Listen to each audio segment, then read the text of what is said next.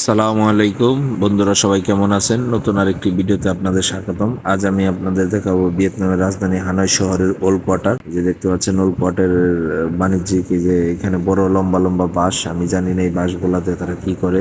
Old কোয়ার্টারটা দেখতে কেমন এবং এখানে কি কি দেখতে পারবেন এই সম্পর্কে বিস্তারিত আলাপ আলোচনা করব এই ভিডিওতে। তো সুতরাং পুরো ভিডিওটি না টেনে দেখবেন। এই যে আমার সামনে একটি গেট দেখতে পাচ্ছেন, এটা অত্যন্ত পুরনো এবং প্রাচীনতম গেট। আসলে ওল্ড কোয়ার্টার তো এই কারণে এখানে প্রাচীনতম গাছ এবং অনেক স্থাপনা আছে। ওল্ড কোয়ার্টার অনেক মজার জিনিস আপনারা দৃশ্য দেখতে পারবেন। অনেক, এটা আসলে মূলত টুরিস্ট এরিয়া এবং বাণিজ্যিক এরিয়া, রাস্তাগুলো শুরু। তবে ওল্ড কোয়ার্টারে আপনারা শুরুতেই যারা চলাফেরা করবেন বা ঘোরাফেরা করবেন একটু সাবধানতা অবলম্বন করবেন, কারণ এখানে প্রচুর মোটরসাইকেল মোটর বাইক আপনি রাস্তা পার হওয়ার সময় বা আপনি চলাফেরার সময় একটার পর একটা আসতেই থাকে। এত মোটর বাইক, আসলে মোটর বাইক আমার কাছে খুব বিরক্ত মনে হয়েছে এখানে। এবং একদিকে খেল পার হতে না হতে আরেক দিক দিয়ে মোটর বাইক এসে পড়ে। তাই আপনারা সকলে একটু সাবধানে চলাফেরা করবেন। আমি এখন যাচ্ছি ভিয়েতনামের একটি ওল্ড কোয়ার্টার, একটি বিখ্যাত জায়গা, সেটা হলো ট্রেন স্ট্রিট বলে। এখানেও অনেক কফি শপ আছে, অনেকে বসে কফি খায় এবং পাশ দিয়ে ট্রেন যায়। এই যে দেখুন, ভিয়েতনামের মেয়েরা অনেক পরিশ্রমী হয়, ভিয়েতনামের মানুষ এবং মেয়েরাও সে এখানে ফেরি করে বেড়াচ্ছে। এই যে একটা বিদেশি পর্যটক। আমরা ধীরে ধীরে ওদিকে যাচ্ছি। আমি আপনাদের আশেপাশের দৃশ্যগুলো একটু দেখাচ্ছি যে কিভাবে আপনারা যাবেন। আসলে পায়ে হেঁটেই অনেক মনোরম বা ভালো লোকেশনে যাওয়া যায়। ওই যে সামনে যেই দেওয়ালটা দেখতে পাচ্ছে ওইটা মূলত উপর দিয়ে রেল লাইন চলে গেছে। তাই আমি এখান দিয়ে এখন বর্তমানে বামে মোড় নিব। বামে গিয়ে ধীরে ধীরে সামনের দিকে অগ্রসর হব, যেখানে সবাই ট্রেনের জন্য অপেক্ষা করে এবং বসে কফি খায়। তো সেটা দেখবো।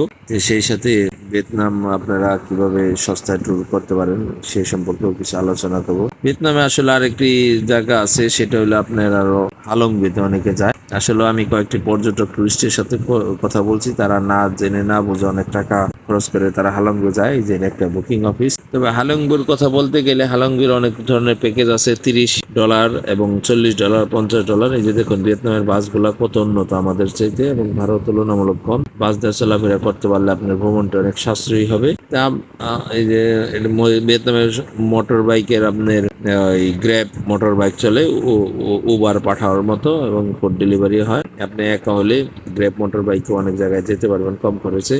যাই হোক, যেটা বলতেছিলাম, আপনারা যারা হালং বেতে যাবেন ওই প্যাকেজ নিতে সময় অবশ্যই একটু দামাদামি করে নেবেন। ওনারা এখানে 3 স্টার 4 স্টার 5 স্টার মানের প্যাকেজ আর কি। এটা আসলে মূলত ক্রুজ শিপ। তা আমি মনে করি নর্মাল আপনারা 3 স্টারই নিতে পারেন, কারণ এখানে 5 স্টার বা 4 স্টার যদি আপনার অনেক টাকা থাকে তাহলে আপনারা নিতে পারেন।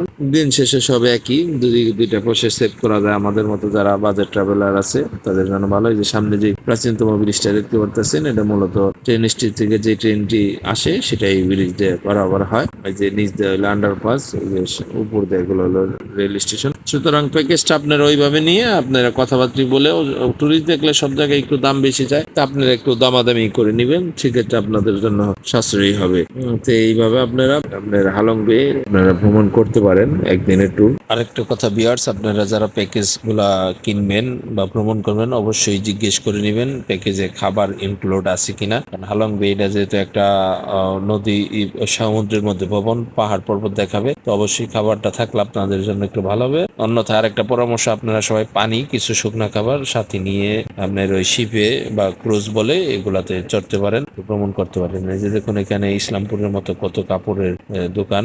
আপনারা দেখুন ভিয়েতনামের ওল্ড কোয়ার্টারের সৌন্দর্যগুলো। বন্ধুরা, ভিয়েতনাম অত্যন্ত সুন্দর দেশ, আপনারা খুব আনন্দের সহিত ঘুরতে পারবেন আর সেফটি আছে এখানে। তবে আপনারা নিজেরা একটু সতর্কভাবে, যানবাহন যেহেতু আমাদের দেশে আপনার গাড়ি চলে ডান দিকে, ওদের চলে বাম দিকে, তো এই ব্যাপারে একটু সতর্ক থাকবেন। এখানে খুবই দোকানপাট আছে ফুটপাতে। এই যে মহিলা আমাকে ট্রেন স্ট্রিটে নিয়ে যাওয়ার জন্য অফার করছে এবং আমাকে বলতেছে, আমি আসলে ওনার ভাষা বুঝি না, উনি ভিয়েতনামের ভাষায় কথা বলতেছে, যেহেতু বয়স্ক লোক ইংরেজি বোঝে না। তো আমিও ভাবলাম যেহেতু উনি আমাকে নিয়ে যাবে তাহলে আমি ওনাকে ফলো করি, যাই দেখি। যেহেতু নানান মানুষকে জিজ্ঞেস করার চাইতে ওনার সাথে ছোটাই ভালো, যেহেতু উনি খুব আগ্রহী। যে দেখুন ভিয়েতনামের রিক্সা কত সুন্দর, উল্টো রিক্সা, এরা পিছনে থাকে ড্রাইভার, সামনে থাকে যাত্রী। যাত্রী এবং সিটগুলো খুব ভিআইপি।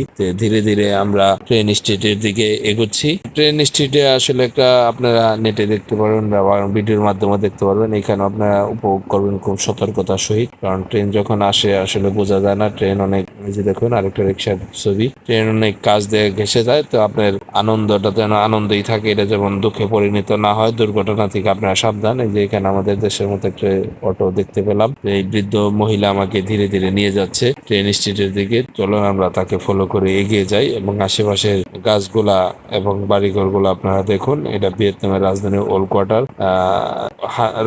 রাজধানী অবশ্য হানয়টা ভিয়েতনামের রাজধানী এবং অত্যন্ত বড় শহর হানয়। এখানে অনেক কিছু দেখার আছে, তবে হালং বেট আবার হানয় শহর থেকে বেশ কিছুটা দূরে। তবে হালং বেতে যারা যাবেন হানয় থেকে, তারা অবশ্যই সকালে ঘুম থেকে উঠে প্রিপারেশন নিতে হবে। সকালে যাবে, আপনারা হোস্টেলে ফিরে আসতে আসতে বা হানয় সিটিতে ফিরে আসতে আসতে সন্ধ্যা হয়ে যাবে।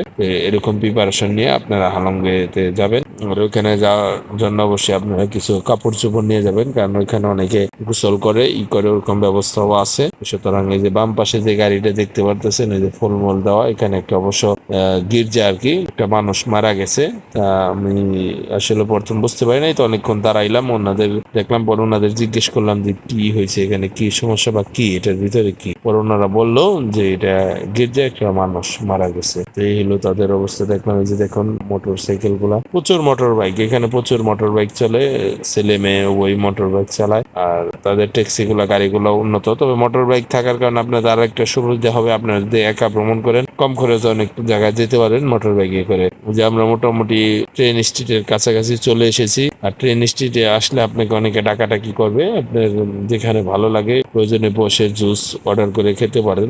যেহেতু ভিয়েতনামে আসলে হালাল খাবার বা হালাল ফুড পাওয়া খুব কষ্ট, এখানে নন হালাল ফুডই বেশি। তা আপনারা সতর্কতার সহিত যেখানেই খাবেন সাবধানতার সহিত খাবেন। এই যে বৃদ্ধ মহিলাটি আমাকে দেখাচ্ছে এই দৃশ্যগুলো। আর এই যে লাইট গুলা দেখতে পাচ্ছেন, এটি রাতে খুব জ্বলে, অনেক আলোকিত হয় এবং বেশ সুন্দর দেখা যায়। তবে আমার মতে ট্রেন দেখতে চাইলে মনে দিনে আসাই ভালো, আর লাইটিং দেখতে চাইলে আপনারা সন্ধ্যার পর এখানে আসতে পারেন। এই যে সিঁড়ি, এখান থেকে উঠে পড়লাম, উঠে আমি আমার পছন্দ মতো একটা দোকানে, অনেক দোকানদারি আমাকে ডাকাডাকি করছে, তো আমার পছন্দ মতো একটা দোকানে বসবো। এই যে আমি মূলত এই দোকানটাই সিলেক্ট করলাম, এই দোকানটার মধ্যেই আমি বসার চেষ্টা করব।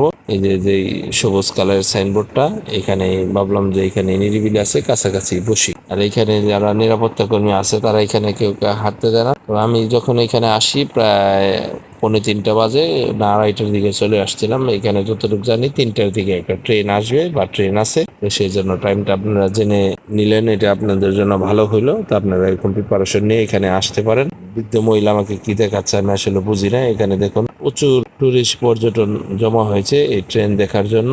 আমি আসলে মূলত এই যে মিন এই কফি শপে বসেছি খাওয়ার জন্য। তাই আমার পাশে দেখুন অনেক টুরিস্ট পর্যটন, আমার আগে পিছে সবাই ট্রেন আসবে তার জন্য অপেক্ষা করছে, সবাই কিছু না কিছু অর্ডার করে খাচ্ছে। তবে আমি একটা তরমুজের জুস অর্ডার দিছিলাম, মোটামুটি বাংলা টাকা মানে প্রায় 300 টাকা নিছিল, মোটামুটি ভালোই লেগেছে আর কি। দেখুন কত পর্যটক, ভিয়েতনামে প্রচুর সারা বিশ্ব থেকে পর্যটক আসে। আর হালং বেটা অত্যন্ত দেখার সুন্দর মতো জায়গা, এবং আরেকটা সুন্দর জায়গা এলো এই ট্রেন স্ট্রিট, এটা অত্যন্ত সুন্দর দেখার মতো জায়গা। এই যে আমার সামনে যে ভদ্রলোকটি দেখছেন, উনি ইন্ডিয়া থেকে এসেছে, ওনার সাথে অনেক কথা হলো। তবে ওল কোয়ার্টার আরেকটা সুন্দর জায়গা আছে দেখার মতো, সেটা হলো আপনার লেক আছে একটা, সেখানে আপনারা পায়ে হেঁটে গুগলে সার্চ করে যেতে পারেন, ঘুরতে পারেন, কোনো সমস্যা নেই। আর ভিয়েতনামের মানুষও খুব হেল্পফুল। তবে যত কিছুই করেন কেনাকাটার ক্ষেত্রে একটু যাচাই বাছাই করে নেবেন, সমস্যা নাই। আর ভিয়েতনামের হোস্টেল গুলাও সস্তা, অন্যান্য কান্ট্রিতে আমি ভ্রমণ করছি ওই তুলনায়। এই যে সবাই দাঁড়িয়ে আছে,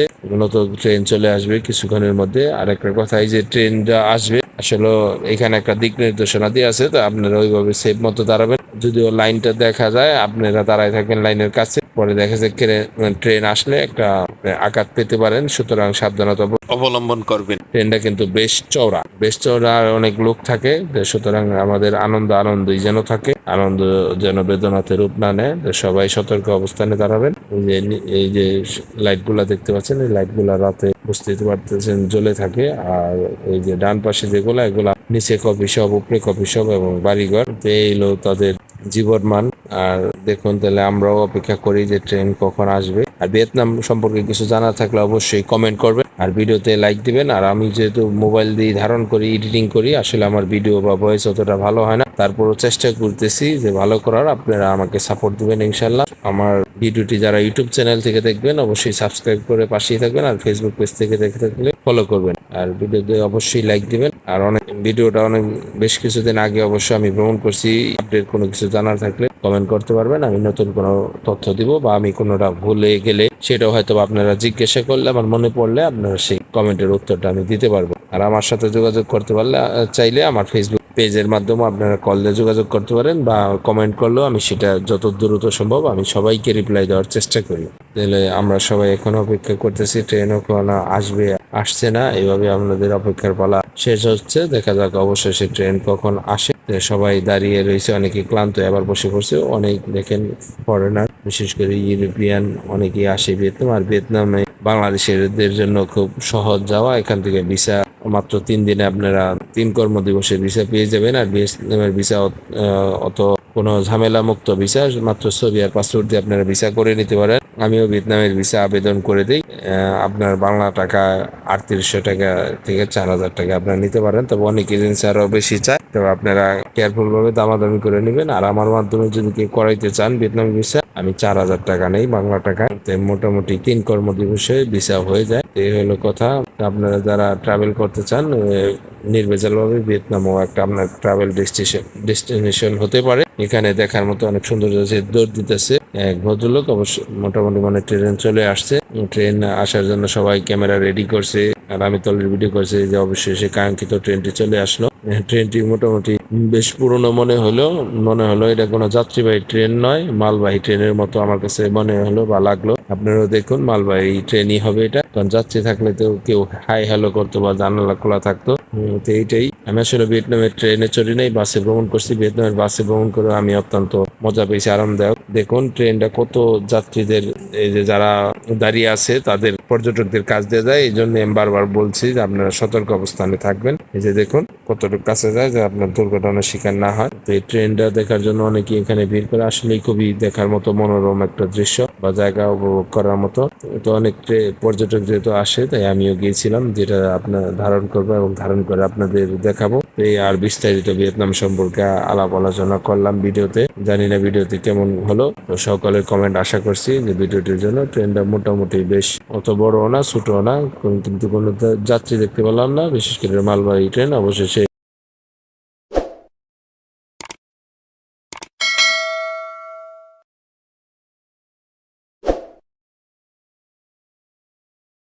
ট্রেনটি চলে গেল। দেখার দৃশ্য এখানেই সমাপ্ত করলাম। তো সবাই ভালো থাকবেন, সুস্থ থাকবেন। অনেকে হাততালি দিতেছে দেখে ধন্যবাদ। আল্লাহ হাফেজ।